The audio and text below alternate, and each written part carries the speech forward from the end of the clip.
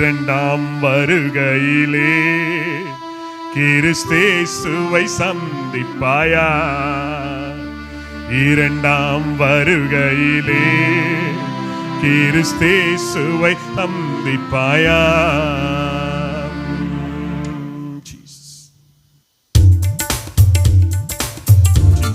எல்லாரும் கரங்களை தட்டி நான் பாடுவோமா?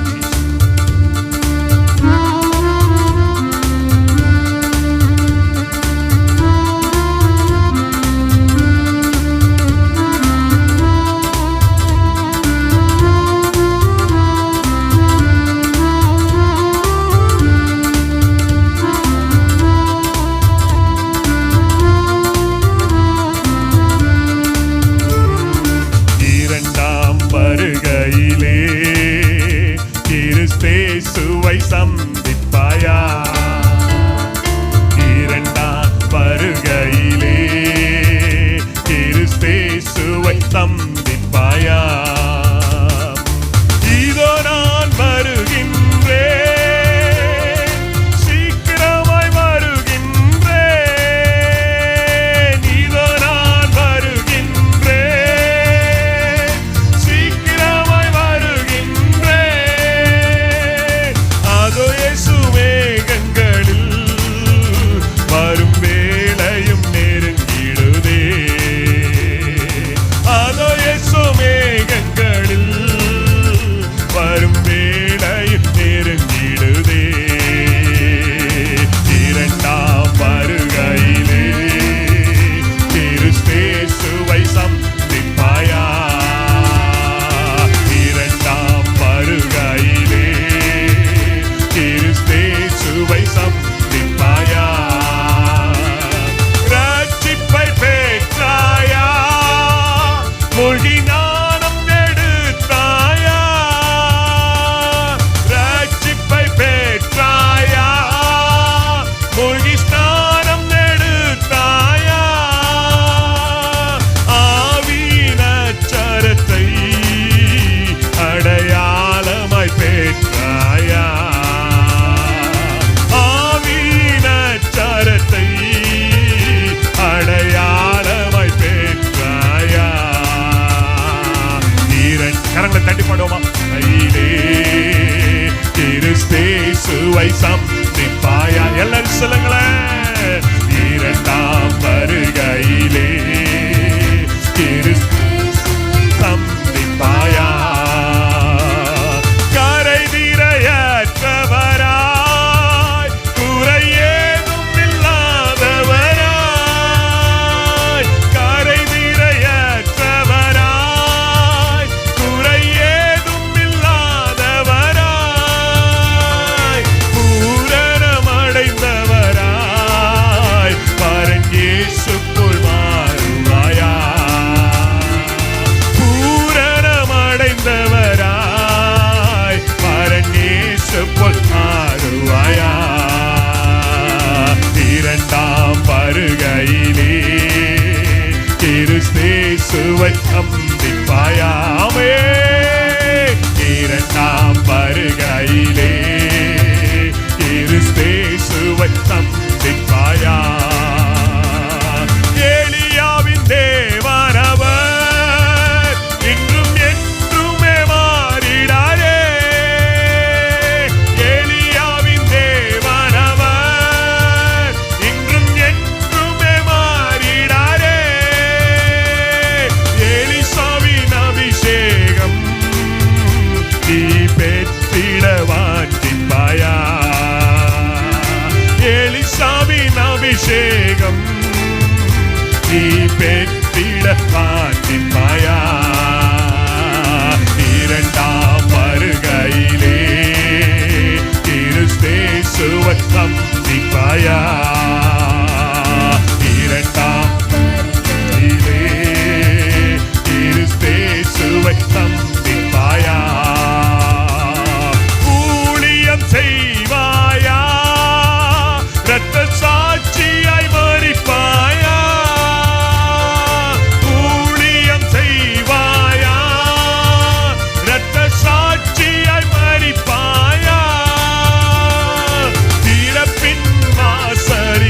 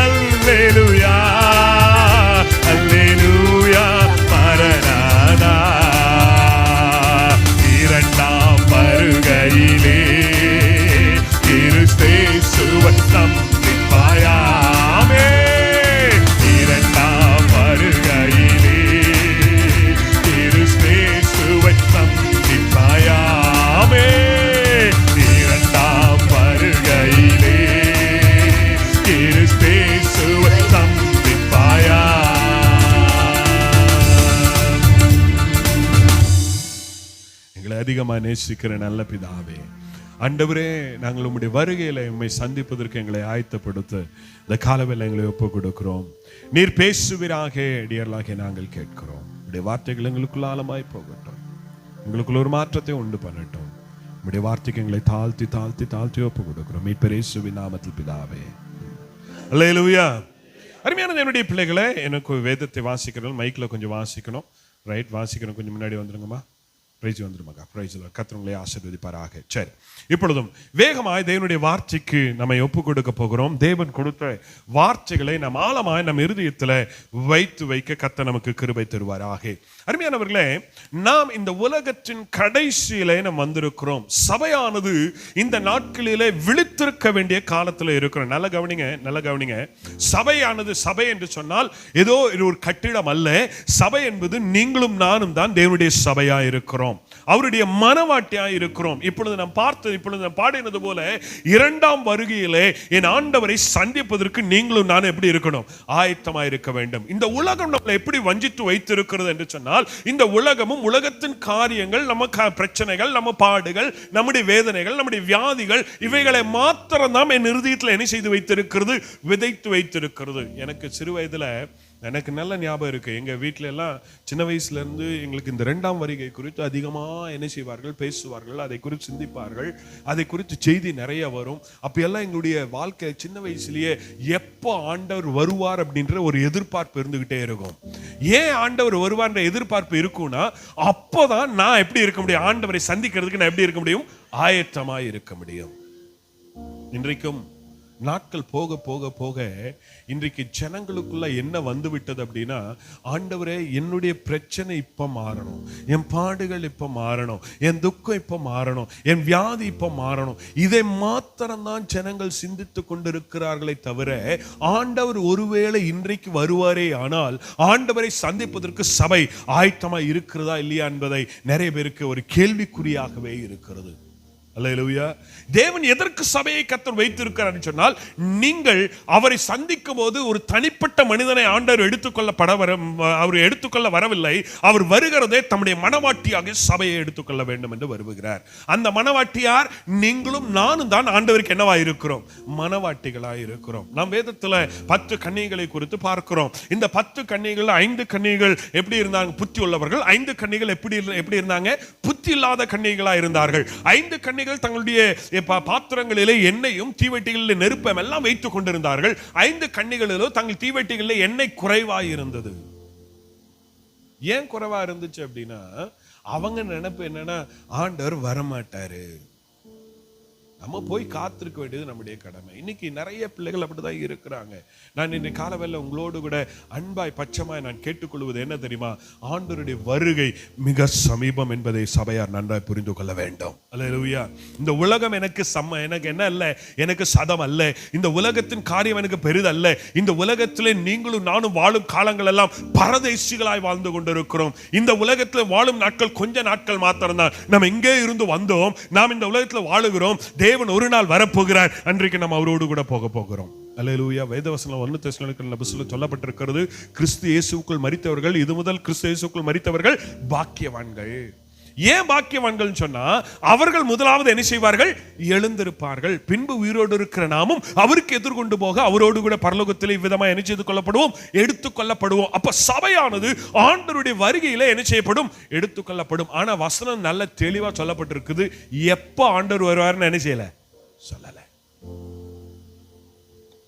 எப்ப ஆண்டவர் வருவார்னு சொல்லவே இல்லை. ஆனா எப்பவும் இந்த சபை எப்படி இருக்கணும்? ஆயத்தமா இருக்கணும். இன்னைக்கு காலை வெல்ல வந்ததான தேவனுடைய தாசன் கூட அழகா என்ன செய்தார்? பேழை என்கிறதான காரியத்தை குறித்து பேசினார். இந்த பேழை எவ்வளவு நீளம், எவ்வளவு அகலம், ஏன் சொன்ன நோவான் காலத்துல என்னத்தை உண்டாக்குனாங்க? பேழையை உண்டாக்குனாங்க. இந்த பேழைக்குள்ள யாரெல்லாம் உள்ள போனாங்களோ அவங்கள மாத்திரம் தான் ஆண்டவர் அவர்களை ரட்சித்து கொண்டார். அதுபோல சபை என்கிறதானே ஹல்லேலூயா, இந்த மனவாட்டியாகிய சபைக்குள் யாரெல்லாம் உள்ளே வந்து அதற்குள் தங்களை காத்துக் கொள்ளுகிறார்களோ அவர்கள் மாத்திரம் தான் தேவனுடைய இரண்டாம் வருகையில எடுத்துக்கொள்ளப்படுவார்கள். இல்லாவிட்டால் இந்த பூமியில நடக்கிறதான இரண்டாம் என்ன சொன்ன தேவனுடைய கோபாக்கினைக்கு அவர்கள் என்ன செய்து கொள்ள முடியாது? தப்பித்துக் கொள்ளவே முடியாது. சபையே, நீங்களும் நாம் தப்பித்துக் கொள்ள வேண்டுமே ஆனால் அவருடைய வருகைக்கு நம்மை ஆயத்தப்படுத்த வேண்டும். அல்லேலூயா, அல்லேலூயா.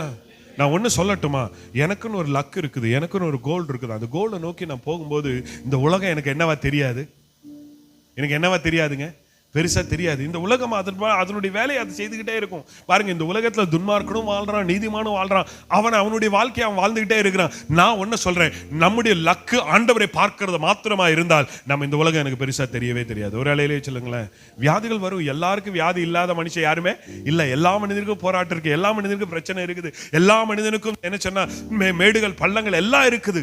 ஆனால் கிறிஸ்தவர்களாகிய நமக்கும் அவர்களுக்கும் என்ன வித்தியாசம் தெரியுமா? நான் எல்லாவற்றையும் சுலபமா கடந்துட்டு போயிடுவேன், மற்றவன் அதை பெருசா நினைச்சுக்கிட்டு இருக்கான். அப்படித்தானே? கரெக்ட் தானே? எல்லாருக்கும் பாடுகள் இருக்குது, ஆனா எனக்கு ப்ராப்ளம் என்னவா சிந்திக்கல, பெருசாவே சிந்திக்கல. காரணம் என்ன? என் ஆண்டவர் என் கூட இருக்கிறார். என்னுடைய லக்கெல்லாம் மேல மாத்திரம் போகணும். பாருங்க, நம்ம இந்த காலவெல்ல உங்களோடு கூட நான் வைக்க வேண்டிய முக்கியமான காரியம் இருக்கிறது. என்ன அப்படின்னு சொன்னா, நாம் ஆண்டவருடைய வருகைக்கு நம்மளை என்ன படுத்த வேண்டும்? ஆயத்தப்படுத்த வேண்டும். There are 5 ways that you need to prepare yourself for God. தேவனை சந்திப்பதற்கு நீங்க 5 வழிகளிலே ஆண்டவரை நீங்கள் என்ன சொன்னா ஆண்டவரை சந்திப்பதற்கு நீங்கள் ஆயத்தமாகணும். எத்தனை வழிகள்ங்க? நிறைய காரியம் இருக்குது. ஆனா இன்னைக்கு நான் நிறைய காரியத்தை குறித்து பேசல. நான் 5 காரியங்களை மாத்திரம் சுருக்கமாய் உங்களுக்கு முன்பாக நான் வைக்க வேண்டும் என்று கர்த்தருக்குள் நான் விரும்புகிறேன். வாசிங்க, மத்தேயு எழுதின சுவிசேஷம் 26ஆம் அதிகாரம் 41ஆம் வசனம். மத்தேயு 26 41ஆம் வசனம். Praise the Lord. Hallelujah. மத்தேயு, நீங்கள் சோதனைக்குட்படாதபடிக்கு விழித்திருந்து ஜெபம் பண்ணுங்கள். நீங்கள் சோதனைக்குட்படாதபடிக்கு நீங்கள் விழித்திருந்து ஜெபிக்க வேண்டும். தேவ பிள்ளைகள், நீங்கள் இந்த உலகத்தில் ஆண்டவருடைய வருகைக்கு நீங்கள் ஆயத்தப்பட வேண்டுமேயானால் நீங்கள் விழித்திருந்து என்ன செய்யணும்? ஜெபிக்கணும். அதுலயும் அந்த வார்த்தையினுடைய 2வது பகுதி அழகா இருக்குது. அது முதல் பகுதி எப்படி இருக்குன்னா, நீங்க சோதனைக்கு என்ன செய்யப்படக்கூடாது? உட்படக்கூடாது. எந்த மனிதன் இந்த உலகத்தில், நான் ஏற்கனவே சொல்லிட்டேன், நீங்க சோதனை இருக்கும், சோதனை இல்லாம இருக்காது. ஆனா சோதனையை ஜெயிக்கணும் அப்படின்னா நீங்கள் விழித்திருந்து என்ன செய்யணும்?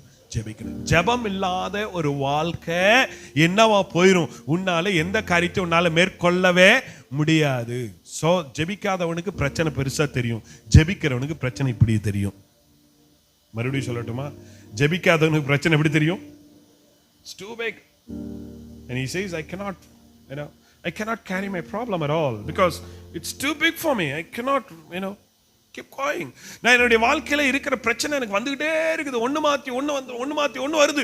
ஏன் அப்படின்னா, உன்னுடைய வாழ்க்கையில அந்த எல்லாருடைய வாழ்க்கையில பிரச்சனை இருக்குது. ஆனா ஜெபிக்கிறவனுக்கு பிரச்சனையா தெரியாது. தேவன் அதை சுலபமாய் மாற்றி தருவார். ஆனா நம்மளை எப்படி தெரியுமா பிசாசு வச்சிருக்கிறான்? ஜெபிக்க கூடாதபடிக்கு உன்னை என்னென்ன இதுல எல்லாம் ஆக்கிபைடா வைக்க முடியுமோ அவ்வளவு தூரம் ஆக்கிபைடா வச்சிருக்கான். நான் ஒரு நாளைக்கு எவ்வளவு நேரம் ஜெபிக்கிறேன்றது ரொம்ப முக்கியம். அல்லேலூயா. நான் உங்கள்கிட்ட ஒரு இது அக்கௌண்டபிலிட்டி கேட்குறேன். எப்படி அக்கௌண்டபிலிட்டினா, காலையில் எத்தனை மணிக்கு எந்திரிக்கிறீங்க, எத்தனை மணிக்கு படுக்கிறீங்க, காலையிலேருந்து படுக்கிற வரைக்கும் நீங்கள் செய்கிற செய்கைகளை கொஞ்சம் ஒவ்வொன்றா என்ன பண்ணுங்க, லிஸ்ட் அவுட் பண்ணுங்க அப்படின்னு கேட்டால் எல்லாரும் சொல்லுவோம். கரெக்டா? எஸ். சொல்ல முடியுமா முடியாதா? முடியும். காலையில் எத்தனை மணிக்கு, பொதுவாக எத்தனை மணிக்கு எந்திரிப்போம் சொல்லுங்க பார்க்க? ஓரளவுக்கு இல்லை, எப்போதும் எத்தனை மணிக்கு எந்திரிப்பீங்க? 6 இல்லை 5 மணிக்கு எந்திரிக்கிறோம். 6 மணிக்கு எந்திரிச்சோன்னா என்ன பண்றோம்? முதல்ல சொல்லுங்களேன். காலைல எந்திரிச்சோன்னா ஜெபிக்கிறேன்னு சொல்றாங்க, ஒரு அலையிலேயே சொல்லுங்க பார்க்கலாம். எவ்வளவு நேரம் ஜெபிக்கிறேங்கிறது ரொம்ப முக்கியம். சிலர்லாம் எந்திரிக்கும் போது ஸ்தோத்திரம் ஆண்டவரே ஸ்தோத்திரம், அவ்வளவுதான், முடிஞ்சு போச்சு, டன், அவ்வளவுதான் ஜெபமே. சிலர்லாம் சாப்பாடு கூட என்ன பண்றது இல்லை. நம்மலாம் சின்ன வயசுல எல்லாம் நமக்கு சொல்லி கொடுத்தாங்க. எனக்கு என்ன சாப்பாடு கொடுத்தோன்னா என்ன பண்ணணும் பிரதர்? ஜெபம் பண்ணணும். பிள்ளைகளுக்கு சொல்லி கொடுத்தாங்களா இல்லையா? இப்ப ஜெபிக்கிறோம். நம்ம ஜெபிக்கிறோமா? ஆமா, வெரி குட் ஐயா, நீங்க கரெக்டா எடுத்து கொடுக்குறீங்க. சாப்பாடை மறக்கிறது இல்லை, ஆனால் ஜெபத்தை மட்டும் என்ன செய்துறோம்? மறந்துடுறோம். Very good. நம்ம நிறைய நேரத்தில் ஜெபிக்கிறத விடுறதுனாலதான் நமக்கு எல்லா பிரச்சனையும் நமக்கு எப்படி தெரியுது? பெருசாவே தெரியுது. நம்ம நினைக்கிறோம் நம்மளே சுமக்கிறது மாதிரி. நான் ஒண்ணு சொல்றேன், நம்ம உலகத்துல ஒரு பழக்கம் இருக்குது. என்ன பழக்கம் தெரியுமா? நமக்கு ஏதாவது ஒரு பிரச்சனையோ ஒரு கஷ்டங்களோ பாடுகளோ வந்துருச்சுன்னா நம்ம யார்கிட்டயாவது போய் என் கஷ்டத்தை எல்லாம் என்ன செய்திடணும் சொன்னா எனக்கு என் பிரச்சனை எல்லாம் என்ன ஆன மாதிரி இருக்கும், ஏதோ கொஞ்சம் ரிலாக்ஸ் ஆன மாதிரி இருக்கும் அப்படின்னு ஒரு ஃபீல் இருக்கா?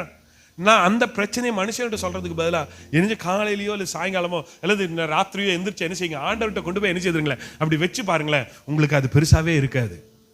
நீங்க சோதனைக்கு உட்படாதபடிக்கு விழித்திருந்து என்ன செய்யுங்கள், ஜெபியுங்கள். ஜெபம் ஒரு கிறிஸ்தவ வாழ்க்கையில ரொம்ப ரொம்ப முக்கியம். ஜெபம் இல்லாத வாழ்க்கை, சொல்லுங்களேன், ஜெபம் இல்லாத வாழ்க்கை. ஹலோ பின்னாடி, ஜெபம் இல்லாத வாழ்க்கை கேட்கல, செத்த வாழ்க்கை. என்ன இல்ல, ஜெபம் இல்லைன்னா நம்ம என்ன செத்துட்டோம்னு அர்த்தம். கொஞ்சமாவது ஜெபிக்கணும். அல்லேலூயா. தசமபாகம் கொடுக்குற மாதிரி 10ல் 1 கர்த்தருக்கு கொடுக்குற மாதிரி நம்ம ஒரு நாளைக்கு ஒரு என்ன சொன்னா இத்தனை தசமபாகத்தை ஆண்டவர் கொடுக்கணும்.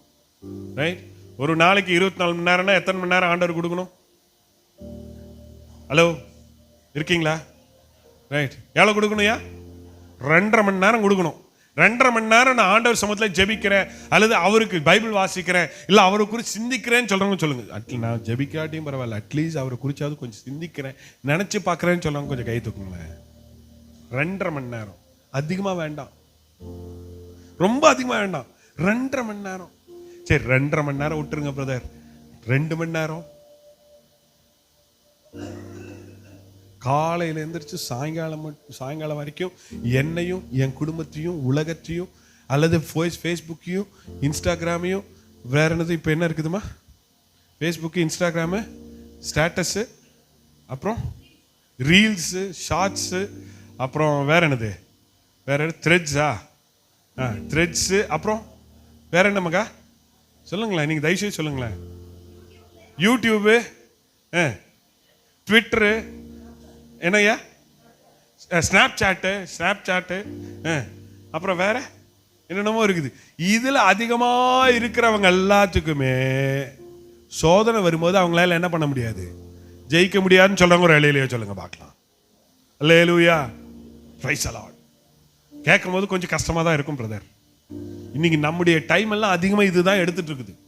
பிசாசான் நம்மளை வஞ்சித்து எங்க கொண்டு போயிட்டு இருக்கிறான், தேவனை விட்டு தூரமா கொண்டு போயிட்டே இருக்கிறான். நான் ஒன்னு சொல்றேன், நீ குறைஞ்சது எல்லா பிரச்சனைகள் நடுவிலையும் உன்னுடைய நேரத்தை ஆண்டவர்கிட்ட கொடுத்துப்பார், உன் சோதனைகளை உன்னால் ஜெயிக்க முடியும். சோதனையே நீ ஜெயிக்கணும்னா அந்த வசனத்தை மறுபடியும் வாசிங்கப்பா. நீங்கள் சோதனைக்கு உட்படாதபடிக்கு விழித்திருந்து ஜெபம் பண்ணுங்கள். இந்த வசனம் இது மட்டும் முதல்ல இருக்க பகுதி நிறைய பேருக்கு தெரியாது, அதை அண்டர்லைனே பண்ண மாட்டாங்க, அது நினைச்சு கூட பார்க்க மாட்டாங்க. ஆனா கீழே இருக்க பகுதி இருக்கு பாருங்களா, ஆஃப் த பொசிஷன், அது நிறைய பேர் அண்டர்லைன் பண்ணி நல்லா மனப்பாடமா வச்சிருப்பாங்க. சொல்லுங்க.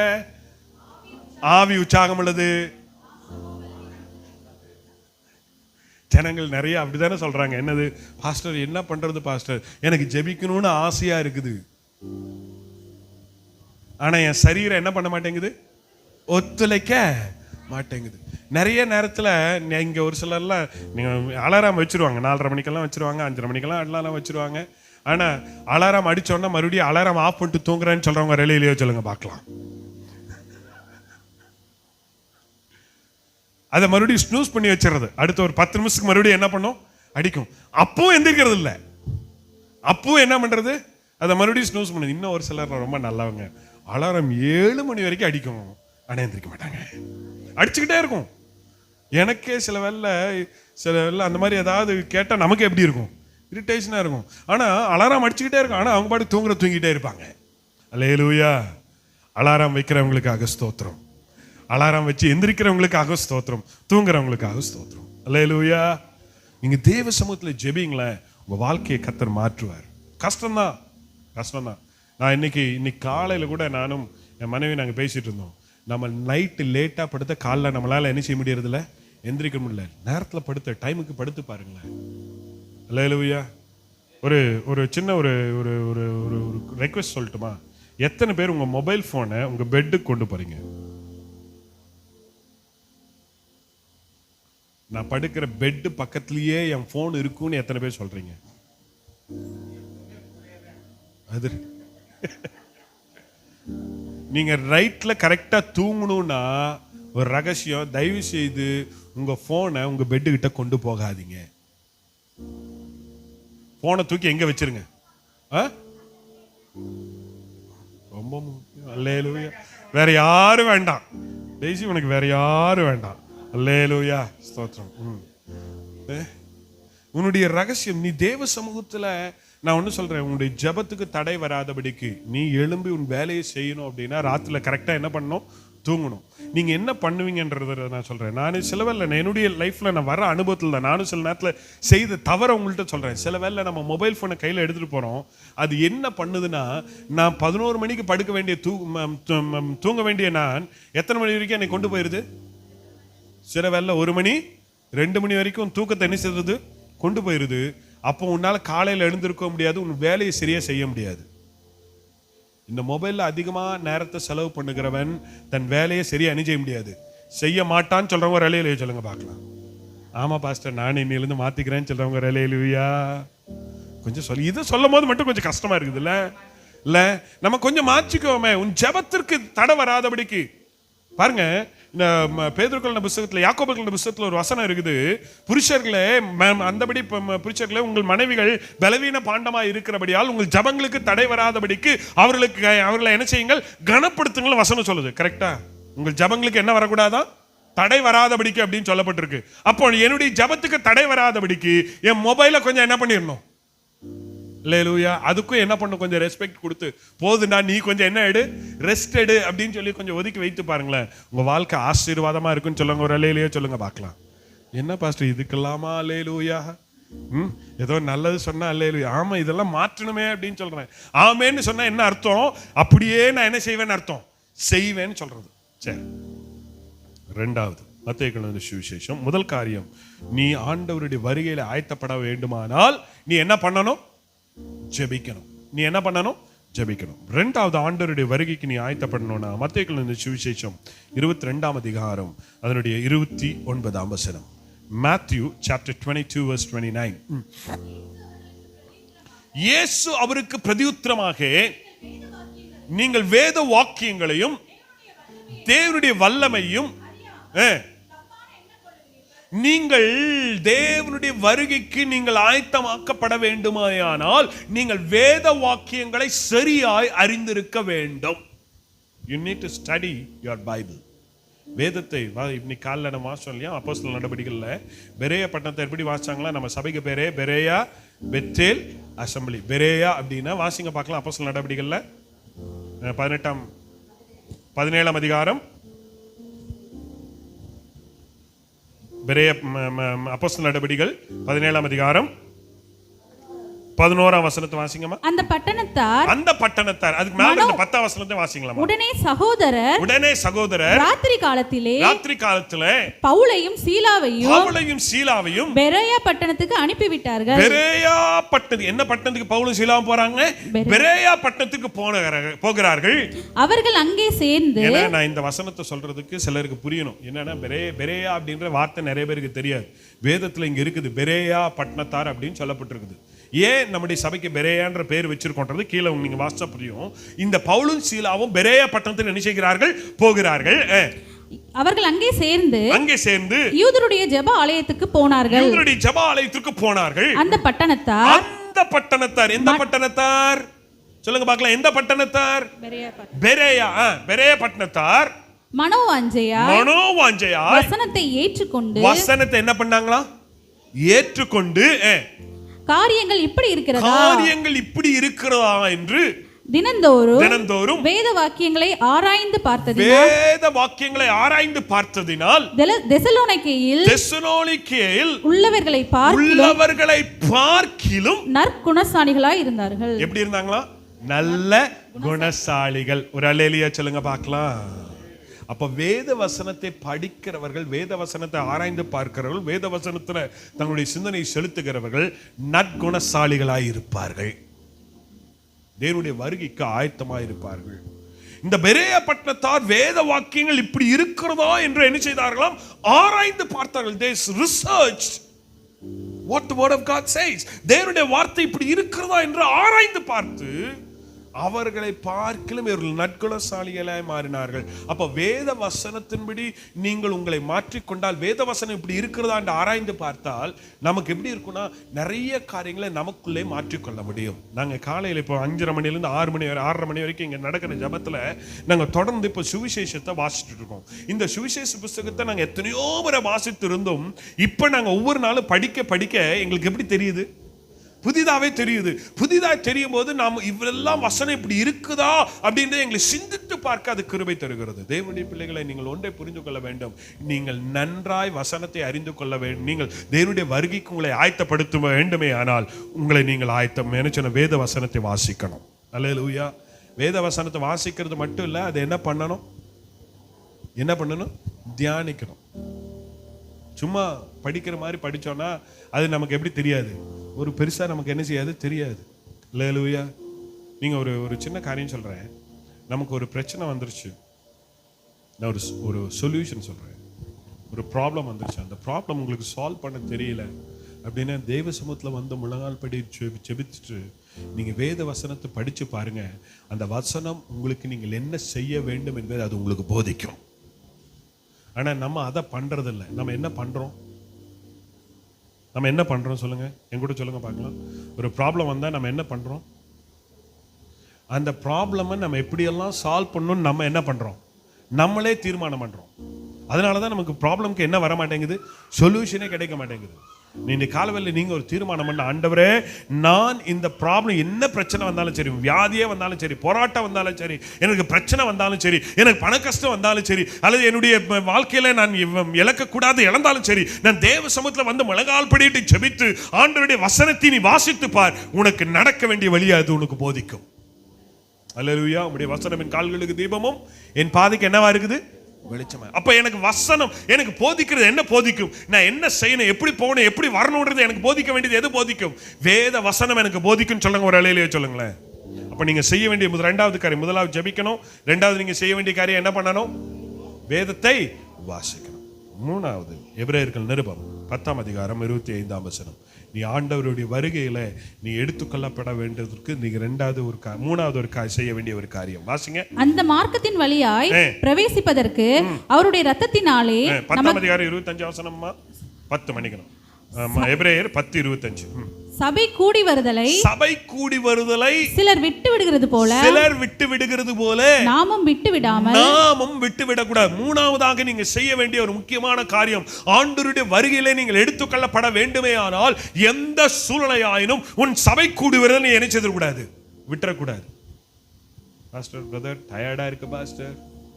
இன்னும் நிறைய பேர்லாம் ரொம்ப நல்லவங்க, என்னன்னா சபை கூடியதில் ஞாயிற்றுக்கிழமையாவது சர்ச்சுக்கு வந்துருங்கன்னு சொல்றேன். அதை கூட நிறைய பேர் என்ன செய்ய மாட்டேன்றாங்க, செய்ய மாட்டேங்க. இந்த வாரம் கட்டடிச்சிடலாம், அடுத்த வாரம் என்ன பண்ணிக்கலாம்? போயிடலாம். அல்லேலூயா. நான் ஒரு அன்பை கேட்கிறேன், சபை கூடி வருதல் என்ன செய்யாதிருங்கள்? விட்டு விடாதிருங்கள். வசனம் சொல்லுகிற சபை கூடியவர்கள் சிலர் விட்டு விடுகிறது போல நாமும் என்ன செய்யக்கூடாது? விட்டு விடாமல் ஒருவருக்கொருவர் என்ன செய்யணுமா? சொல்லுங்களேன். ஒருவருக்கு என்ன சொல்லணும்? புத்தி சொல்லணும். சொல்றவங்க ஒரு அலையிலேயே சொல்லுங்களேன். ஆமா, ஒருத்தர் வரலன்னா இன்னொருத்தர் போய் கேளுங்க, ஏன் பிரதர் வரலன்னு கேளுங்க, ஒன்றும் தப்பே கிடையாது. ஆனா நீங்க சபை கூடியவர்கள் என்ன செய்யறாதீங்க. ஏன் சபை கூடியவர்களை விட்டு விட வேண்டாம்னு சொல்றேன்னா, தேவன் சபையை தான் தேவன் எடுத்துக்கொள்ள போக வருகிறாரே தவிர தனிப்பட்ட மனிதனை அல்ல. ஆமென் சொல்லுங்களேன். ரைட். அப்போ சபையா வந்தாதான் நான் ஆண்டவருடைய மனவாட்டின்றதை நான் என்ன பண்றேன்? நான் மனவாட்டின்றது என்ன பண்றேன்? ப்ரூவ் பண்றேன். நான் சொல்றேன் நான் யாரு? நான் இயேசு கிறிஸ்துவுக்கு மனவாட்டி அப்படின்னு சொல்றதுக்கு காரணமே நான் இங்க வரேன், சபைக்கு வரேன். சபை கூடி வருதலை தயவு செய்து என்ன செய்யாதீங்க. எவ்வளவு தூரம் வசனம் சொல்லுகிற கீழே வாசிங்களேன். சபை கூடி வருதல் சிலர் விட்டு விடுவது போல ஒருவருக்கொருவர் புத்தி சொல்ல கடவோம். நாளானது சமீபித்து வருகிறதை எவ்வளவாய் பார்க்கிறீர்களோ. நீங்கள் நாளானது சமீபித்து வருகிறதுன்னு சொன்னா இயேசு கிறிஸ்துவினுடைய வருகை எவ்வளவு சமீபித்து வருகிறதோ எவ்வளவாய் பார்க்கிறீர்களோ அவ்வளவாய் புத்தி சொல்ல வேண்டும். தேவ பிள்ளைகள், நீங்கள் தேவ சபையை சேர சேர சேர, நான் இப்போ சொல்றேன், நீங்க எப்பெல்லாம் ஆண்டவருடைய சபைக்கு வருகிறீர்களோ, எப்பெல்லாம் தேவனுடைய ஆலயத்தில் வருகிறீர்களோ, எப்பெல்லாம் தேவனுடைய சமூகத்தில் வந்து நின்று தேவனை ஆராதித்து துதித்து மகிமைப்படுத்தி நீங்கள் என்ன கடந்து போகிறீர்களோ, அப்ப எல்லாம் ஆண்டவர்கிட்ட சொல்றீங்க, ஆண்டவரே நீர் இப்ப வந்தாலும் நம்ம பரலோகத்துக்கு வரதுக்கு நான் ரெடியா இருக்கேன்னு சொல்றாங்க. அல்லேலூயா. ஒருவேளை நான் சொல்றேன், இன்னைக்கு ஒருவேளை ஆண்டவர் வருவாருன்னா, இப்ப ஆண்டவர் வருவார்னா, ஆண்டவர் அவருடைய புஸ்தகத்துல அண்டர்லைன் பண்ணி வச்சிருக்காரு. என்னன்னா, யாரெல்லாம் சர்ச்சுக்குள்ள இருக்கிறாங்களோ, யாரெல்லாம் சபையா கூடி வந்திருக்கிறாங்களோ, யாரெல்லாம் என்ன ஆராதிக்க வந்திருக்கிறாங்களோ, அவங்கள மட்டும்தான் ஆண்டவர் எடுப்பேன்னு சொல்லி தீர்மானம் பண்ணி பரலோகத்துல இருந்து வருவார்னு வச்சுக்கோங்க. நம்ம நிலைமை எப்படி இருக்கும்? உள்ள இருக்கிறவங்க என்ன பண்ணிடுவோம்? எங்க போயிடுவோம்? பரலோகத்துக்கு போயிடுவோம். இல்லாதவங்க சரி, அடுத்த வாரம் நான் தீர்மானம் பண்ணிட்டேன், முக்கியமான வேலை இருக்கு பாஸ்டர், எங்க மச்சான் அன்னைக்கு வந்து காது குத்து வச்சிருக்கிறாரு, அந்த காது குத்துக்கு நீ வந்து மாமா முறையில் உன் மடியில் உட்கார வச்சுதான் என்ன குத்தணும்? காது குத்தணும். நீ வரலன்னா காது குத்த என்ன செய்யாது? நடக்காதுன்னு சொன்னா நம்ம என்ன செய்வோம்?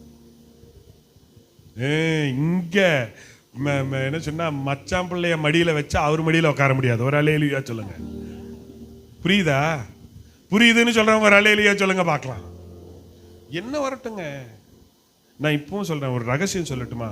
உனக்கு வியாதி இருக்குதா, நீ ஆலயத்தில் வந்து ஜெபித்துப்பார், நீங்க இருந்து போகும்போது கர்த்தர் வியாதியை சுகப்படுத்துவார். நான் அதை உணர்ந்து இருக்கிறேன், நான் அனுபவிச்சிருக்கிறேன். நான் நிறைய நேரத்தில் சொல்லியிருக்கேன் சபையிலேயே, நான் பலவீனத்தோடு கூட ராத்திரியெல்லாம் முடியாம படுத்திருப்பேன், ஆனா காலையில் இங்க வந்து நின்று ஆண்டவர் என்னை பலப்படுத்தினதை நான் பார்த்திருக்கிறேன். நான் ஒன்று சொல்றேன், நீங்க ஆலயத்துக்கு வந்து பாருங்களேன், பலவீனத்தை கர்த்தர் மாற்றுவார், உன் வேலையை கர்த்தர் ஆசீர்வதிப்பார். நீ வேலை இல்லாம இருக்கிற கர்த்தருடைய சமூகத்தில் வந்து முழங்கால் படியிட்டு பார், கர்த்தர் உன் கையிட்டு செய்கிற வேலையை கர்த்தர் நினைச்சவர் ஆசீர்வதிப்பார். வசனம் சொல்லுகிறது, உன் கைகள் பிரயாசத்தை நீ சாப்பிடுவாய், உனக்கு பாக்கியம் நன்மையும் என்ன செய்திருக்கும்? உண்டாயிருக்கும். எங்க வந்தா கிடைக்கும்? தேவனுடைய ஆலயத்தில் வந்தா என்ன செய்யும்? கிடைக்கும். ஆனா நம்மளை பிசாசு எப்படி தெரியுமா டிசைவ் பண்ணி வச்சிருக்கிறான்? வேலைக்கெல்லாம் கரெக்டா போயிடுவோம், ஆனா ஆலயத்துக்கு வர்றதுக்கு மட்டும் என்ன பண்ணலாம்? யாரு கேட்குற? நான் இப்போ நானும் இந்த மெடிக்கல் பில்லிங் ஃபீல்டில் இருக்கிறதுனால இன்னைக்கு நான் வேலைக்கு போகலைன்னு வச்சுக்கோங்களேன். இன்னைக்கு நான் வேலைக்கு போகலைன்னா நான் என்ன பண்ணணும்? என்னுடைய சூப்பர்வைசருக்கு மெசேஜ் பண்ணியோ இல்லை கால் பண்ணியோ என்ன சொல்லணும்? லீவ் சொல்லணும். 2 நாள் ஆயிடுச்சு, 2 நாள் நான் லீவ் என்ன செய்யணும்? சொல்லணும். 3ஆவது நாள் நான் சொல்லலன்னு வச்சுக்கோங்களேன், ஆட்டோமேட்டிக்காக அவன் எதுல தூக்கிடுவான்? வேலையிலேருந்து தூக்கிடுவான். கேட்டால் அன்இன்ஃபார்ம் லீவ் அப்படின்னு சொல்லி தூக்கிடுவான். கரெக்டா? Yes or no? ஆனால் சர்ச்சுக்கு மட்டும் எப்படி தெரியுமா? ரொம்ப நல்லவங்க. வரலன்னா பாஸ்டர் தான் ஃபோன் பண்ணி கேட்கணும். பாஸ்டர் வந்து என்ன பண்ணணும்? ஃபோன் பண்ணி கேட்கணும். கேட்டா, நான் இந்த வாரம் சர்ச்சுக்கே போகலை, பாஸ்டர் அம்மா ஃபோன் பண்ணுவாங்கன்னு பார்த்தேன், பாஸ்டர் பண்ணுவார்னு பார்த்தேன், எனக்கு என்ன பண்ணலை. இது என்ன நியாயம்? உனக்கு அந்த வேலையை கொடுத்ததே ஆண்டவர் தான். அல்லேலூயா. அதை விட இதுக்கு என்ன கொடுக்கணும்? சொல்லுங்களேன், ஒரு ஆமேன் சொல்லுங்க பார்க்கலாம். நான் சொல்றது புரியுதுன்னு சொல்றாங்க, ஒரு நல்ல ஒரு அல்லேலூயா சொல்லுங்க. ஆமா. ஆனா இதுக்கு மட்டும் என்ன பண்ணல? இந்த வாரம் நான் வரல, எனக்கு பாஸ்டர் எனக்கு ஃபோன் பண்ணியே என்ன செய்யல, கேட்கல. ஏன் கேட்கணும்? அக்கறை யாருக்கு வரணும்? அல்லேலூயா. நான் சொல்றேன், தப்பா எடுத்துங்க. நான் உங்களை ஒரு நாள் நான் போதிக்கிறதுக்கு ஆண்டவர் எனக்கு கர்த்தர் எனக்கு கிருபை கொடுத்துருக்கேன். ஆனா நீங்க புரியறதுக்காக தான் நான் இதெல்லாம் உங்கள்கிட்ட சொல்றேன். அதை விட எது முக்கியம்? இது ரொம்ப முக்கியம். ஏன்னா அது உன்னை உலகத்துல மட்டும்தான் ஆசீர்வதிக்கும், இது உன்னை பரலோகம் கொண்டு போய் சேர்க்கும். அப்போ உத்தரவாதம் அதை விட உனக்கு இது எப்படி இருக்கணும்? அதிகமா இருக்க வேண்டும் சொல்றாங்க. ஒரு அல்லேலூயா சொல்லுங்க பார்க்கலாம். இன்னையிலிருந்து என்னுடைய எண்ணத்தை கொஞ்சம் மாத்திக்கிட்டேன்னு சொல்றாங்க. ஒரு அல்லேலூயா சொல்லுங்க பார்க்கலாம். அல்லேலூயா. நாலாவதாக மத்தேயு 4ஆம் அதிகாரம் 17ஆம் வசனம். Matthew chapter 4 verse 17. மத்தேயு 4:17. அது முதல் இயேசு, மனம் திரும்புங்கள், பரலோக ராஜ்யம் சமீபித்திருக்கிறது என்று பிரசங்கிக்க தொடங்கினார். பரலோக ராஜ்யத்தை குறித்து அவர் பிரசங்கித்தார். அதே மத்தேயு சுவிசேஷம் கடைசி அதிகாரத்தில் ஆண்டவர் ஒரு வார்த்தை சொல்றாரு, நீங்கள் புறப்பட்டு போய் சகல ஜனங்களுக்கும் என்னத்தை சொல்லுங்கள்? சுவிசேஷத்தை பிரசங்கித்து பிதா, குமாரன், பரிசுத்த ஆவியின் நாமத்துல என்ன செய்யுங்கள்? ஞானஸ்தானம் கொடுங்கள். அப்போ நாலாவதாக நான் செய்ய வேண்டிய ஒரு வேலை, நான் முதலாவது காரியம் நான் ஜெபிக்கணும், ரெண்டாவது வேதம் வாசிக்கணும், மூணாவது ஆலயத்துக்கு வரணும், நாலாவது நான் செய்ய வேண்டியது தேவன் எனக்கு கொடுத்த ஆசீர்வாதத்தை அல்லது தேவனுடைய வருகையை இயேசு கிறிஸ்துவை குறித்து மற்றொரு இடத்துல நான் என்ன செய்யணும்? சொல்லணும். பிரசங்கியுங்கள். You need to evangelise God's word. தேவனுடைய வார்த்தை சுவிசேஷமாய் சொல்லணும். நீ ஏன் சொன்ன வசனம், இன்னொரு வசனம் சொல்லுகிறது, ஆண்டவருடைய வருகை தாமதிக்கிறது என்பது காரணம் என்ன தெரியுமா? இன்னும் சுவிசேஷம் என்ன செய்யப்படலை, அறிவிக்கப்படலை. அப்போ ஆண்டவருடைய வருகை சீக்கிரமா இருக்கும். இப்போ வரணும்னா நீங்களும் நானும் என்ன பண்ணணும்? சுவிசேஷம் சொல்லணும். நான் சொல்றது புரியுதா? ரைட். முதலாவது ஜெபிக்கணும், ரெண்டாவது என்ன பண்ணணும்? வேத வாசிக்கணும், மூணாவது சபை கூடி வருதலை என்ன செய்யக்கூடாது, விட்டுறக்கூடாது. நாலாவது நான் என்ன பண்ணணும்?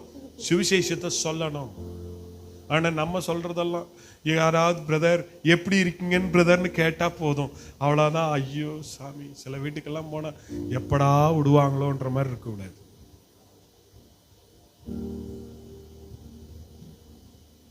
சில வீட்டுக்கெல்லாம் சிலர்லாம் பார்த்த உடனே ஒருத்தர் அங்கே வராருன்னா இந்த பக்கம் யூடியூன் எடுத்து ஓடக்கூடாது. ஏன் அப்படின்னா அவங்க பார்த்துட்டாங்கன்னா அவங்கள பற்றி ஐயோ 1 மணி நேரம் ஆனாலும் விட மாட்டாங்க. அந்த பிரச்சனை இந்த பிரச்சனை எல்லா பிரச்சனை. நான் என்ன சொல்றேன், ப்ராப்ளம் பேசுறதை விட்டு யாராவது பார்த்தா அவங்களுக்கு என்னத்தை சொல்லுங்க, சுவிசேஷத்தை என்ன செய்யுங்க சொல்லுங்க. அவங்கள்ட்ட அன்பா சொல்லுங்க. பெருசா ஒன்றும் நீங்க செய்ய வேண்டாம். பெரிய பிரசங்கியாரெல்லாம் ஆக வேண்டாம். சுவிசேஷம் சொல்றதுக்கு பிரசங்கியாரெல்லாம் அல்லது பைபிள் காலேஜெல்லாம் போய் படிக்கணுன்ற அவசியமே இல்லை. கர்த்தர் உங்களுக்கு செய்த நன்மைகளுக்கு அவங்களுக்கு என்ன செய்யுங்க சொல்லுங்க. நான் இப்பவும் சொல்றேன், என் தகப்பனாரை போல நாங்கள்லாம் இன்னும் ஊழியம் செய்யலை. என் தகப்பனாரை போல ஊழியம் செய்யலை. என் தகப்பனார் ஒரு ஆத்மாவுக்காக பல மைல் தூரம் நடந்து போய் அவங்க சபைக்கு வர்ற வரைக்கும் அவங்கள விட மாட்டார். ஒரு ஆத்மா பார்த்துட்டாரு, அவங்கள சந்திச்சாருன்னா, போன வாரத்தில் என்ன பண்ணியிருக்காரு, அவருக்கு இப்போ கிட்டத்தட்ட 75 வயசு ஆயிடுச்சு. போன வாரத்தில் எங்கேயோ வந்துட்டு போயிருக்காரு. வழியில் போகிற பஸ்ஸில் ஒரு சகோதரியை பார்த்து அவங்களுக்கு என்ன பண்ணியிருக்காரு, பக்கத்தில் உட்காந்து அவங்களுக்கு சுவிசேஷம் சொல்லியிருக்கிறாரு. அவங்க என்ன பண்ணிட்டாங்க, அவங்க ஃபோன் நம்பர் அட்ரஸ் எல்லாம் கொடுத்துட்டு அவங்க போயிட்டாங்க. அவங்க இருக்கிறது, எங்கள் அப்பா இருக்கிறது கோத்தகிரி, கோத்தியிலேருந்து குன்னூர் வரைக்கும் கிட்டத்தட்ட அங்கேருந்து ஒரு 20 கிலோமீட்டர் இவர் நடந்து, இவருக்கே இப்போ நடக்க முடியல, அவ்வளோ பலவீனமாக இருக்கார். ஆனால் தடுமாறி அந்த மலையில் ஏறி அவங்க வீட்டில் போய் ஜோமன்ட்டு வந்துருக்கிறாரு. ஆனால் தேவன் நமக்கு எல்லா பலனையும் கொடுத்தும் நான் என்ன செய்யலை, சுவிசேஷம் சொல்லலை.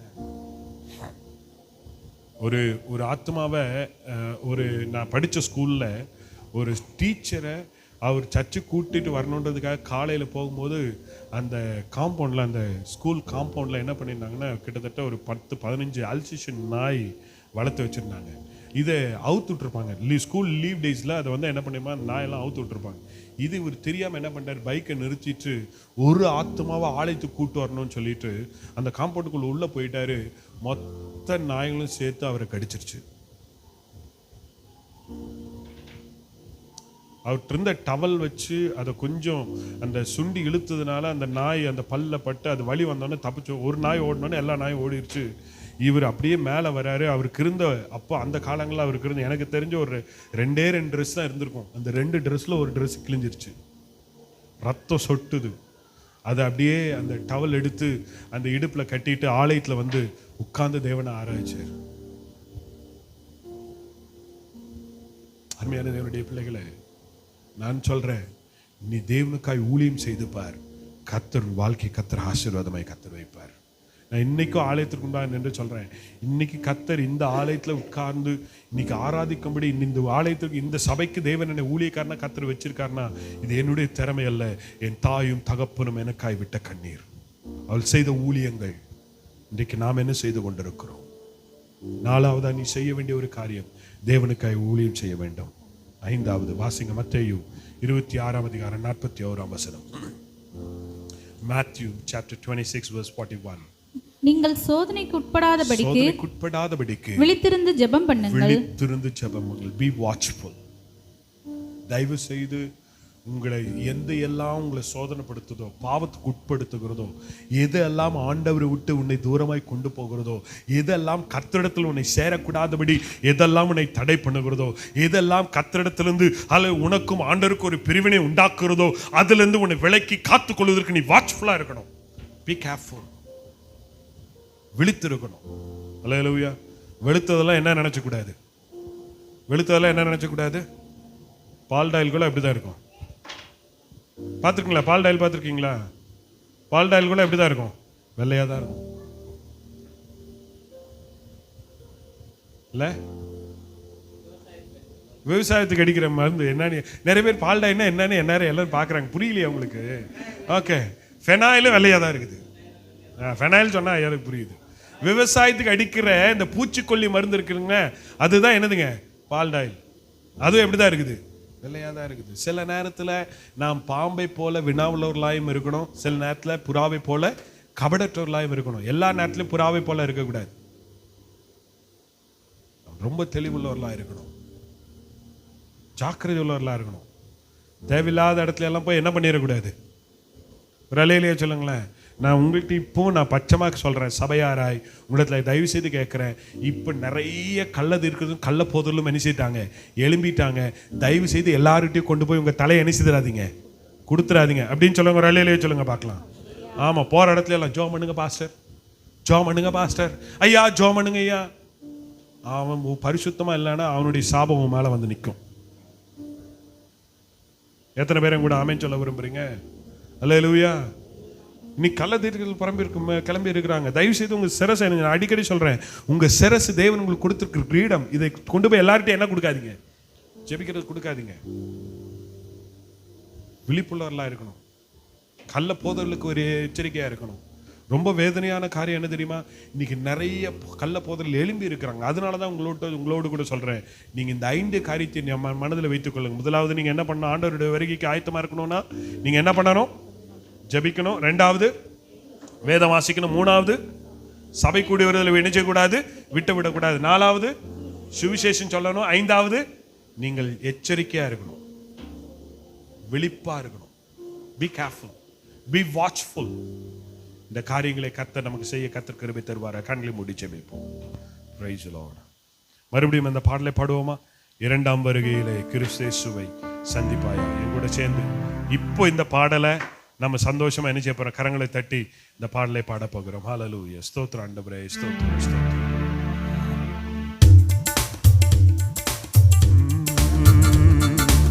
இரண்டாம் வருகையிலே கிறிஸ்து இயேசுவை சந்திப்பாயா. எழுந்து நிற்போம். இரண்டாம் வருகையிலே கிறிஸ்து இயேசுவை சந்திப்பாயா. இதோ நான் வருகின்றேன், சீக்கிரமாய் வருகின்றேன். இதோ நான் வருகின்றேன், சீக்கிரமாய் வருகின்றேன். அதோ இயேசு மேகங்களில் வாயா. அதோ இயேசு மேகங்களில் வரும் வேளையும் நெருங்கிடுதே. எல்லாரும் கரங்களை தட்டி கிறிஸ்து இயேசுவை சந்திப்பாயா. இரண்டாம் வருகையிலே கிறிஸ்து இயேசுவை சந்திப்பாயா. ரட்சிப்பை பெற்றாயா, மூழ்கி ஸ்நானம் எடுத்தாயா. ரட்சிப்பை பெற்றாயா, மூழ்கி ஸ்நானம் எடுத்தாயா. ஆவியின் அச்சாரத்தை அடையாளமாய் பெற்றாயா. ஆவியின் அச்சாரத்தை அடையாளமாய் பெற்றாயா.